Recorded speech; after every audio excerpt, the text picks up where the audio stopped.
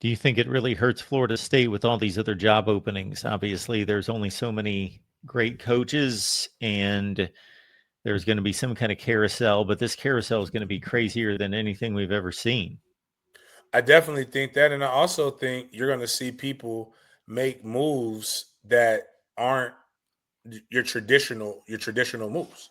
Like you'll see guys going to the NFL, and then you'll see guys leaving the NFL coming back to college, and there'll be some coordinators. You also may see, I think, because I think the next thing that athletic directors are going to be looking for are true guys that they feel can come in and and make things happen. So like they're not gonna get that coordinator they're not gonna get that head coach from a G5, but you may see a G5 head coach leave and become a coordinator at a P5 because the money is going to be comparable, and then take that next step.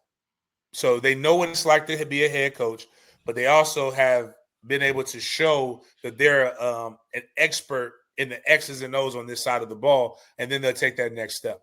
Kind of what, not so much a G5, but kind of what Tony White was supposed to do. And you know, I think, and I think those things also look good. But well, there is a good coach out there.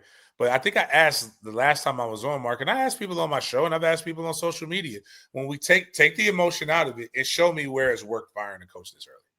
Like, show me when they fired a coach this early and they were on track to win a natty.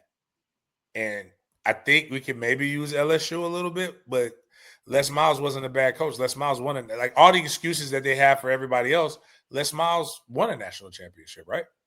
And then they fired him to bring in somebody else. I mean, to bring in Eddie O. And Eddie O was a retread, but they just put the money and the resources behind them and they made it work. George, do you have a list of candidates that you like? Have you thought about who your pecking order is of reasonable replacements? I mean, that's opening up a can of worms. There's no doubt. And before I answer that, to James's point about Arkansas and Mike Norvell, I listened to Jen when it comes to coaching rumors and what she's hearing behind the scenes and things like that. And that's the first thing she said Monday night was Mike Norvell. There might be something in the works that could be a fitting destination for him. And if that is true, if whatever, if he ends up at Arkansas, that solves your buyout problem because I'm sure it'll offset whatever they pay him a little bit. Yeah, that'd be great. As far as candidates, James hit on another one of my big, sticking points on this candidate search is Lane Kiffin. If you get Lane Kiffin, you take Lane Kiffin. All right. But Florida State's not even mentioning that because they got their coach right now.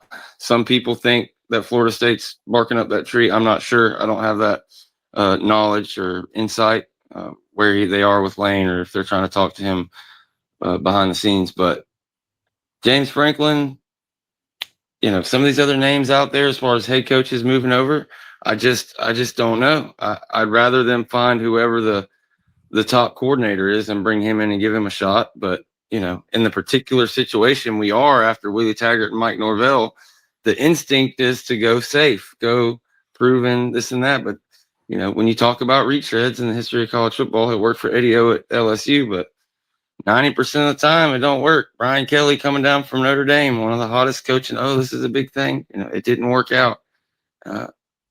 There is no Nick Saban, to James's point. The last time we talked about this, left. You got, Dan Lanning up at Oregon, who coached under Kirby Smart and all kinds of people. I don't know. I haven't done enough due diligence into Glenn Schumann. I'd like to have a defensive guy. If there was a top defensive coordinator out there that could recruit his ass off, excuse my language, cared about high school recruiting and would hire an offensive coach, that would be great. I'm curious what James and you think about the Jimbo Fisher stuff, if any of that's real, or it's just fan smoke. I mean, you got Brewster on here on Twitter talking about, oh yeah, let's go win another national championship. Like he just got hired on to the new staff Jimbo's putting together. Half the FSU media people are all for it. The other half would rather burn to the ground. So curious about y'all's thoughts on that, but for me, a coordinator is what I'm looking for, a top coordinator.